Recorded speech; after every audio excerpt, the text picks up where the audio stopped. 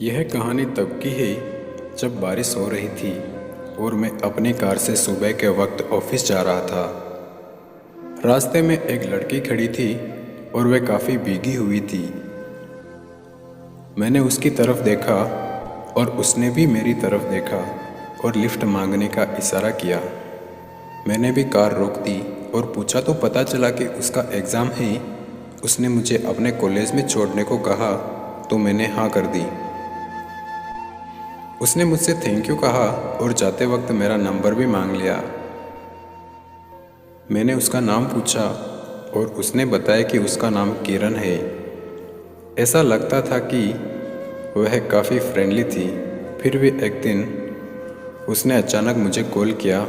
उस दिन संडे था और हमने कॉफ़ी का प्लान बनाया। शाम को हमने कॉफ़ी पी और खूब बातें की और रात को मैंने उसे घर छोड़ दिया। लेकिन रात को ही किरण का फ़ोन आया और हमने फिर काफ़ी बातें की। अब हम हर रोज़ बात करते और फिर मिलने का सिलसिला चल पड़ा। मैंने उसे हमेशा आगे पढ़ने के लिए प्रेरित किया। उसकी कोचिंग की फ़ीस भी मैं देता था।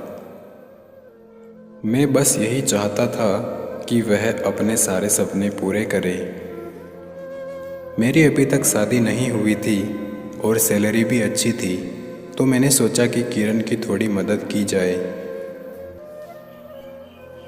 अब किरण भी बेहिचक मुझसे हर चीज़ की डिमांड करने लगी।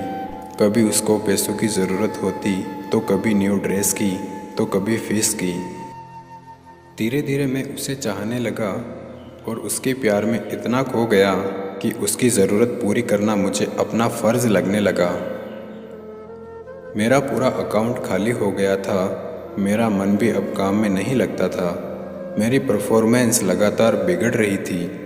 एक दिन किरण का फ़ोन आया और उसने मुझे बताया कि उसका गवर्नमेंट जॉब में सिलेक्शन हो गया है।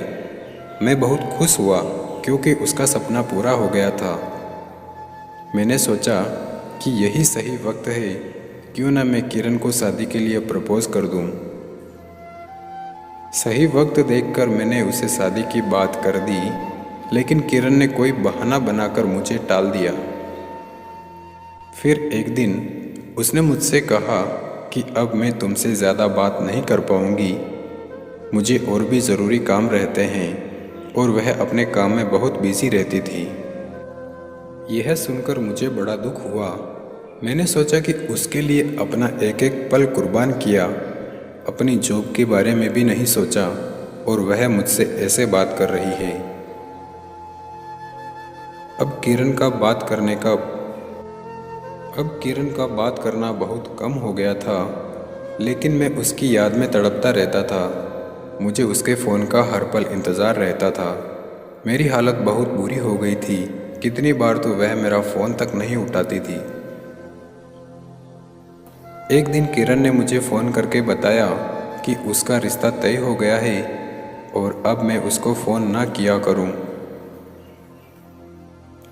उसने कहा कि वह जिस लड़के से शादी कर रही है वो ऑस्ट्रेलिया में सेटल्ड है और शादी के बाद वह भी ऑस्ट्रेलिया चली जाएगी। किरण के प्यार में मैं सब कुछ हार गया था। उसकी शादी हो गई और मैं कुछ नहीं कर सका। मैं गहरे डिप्रेशन में चला गया। मेरी लव स्टोरी का दी एंड हो गया। मैं अब फिर से अपनी बिखरी ज़िंदगी के पन्ने समेटने में लगा हुआ हूँ। Thanks for watching.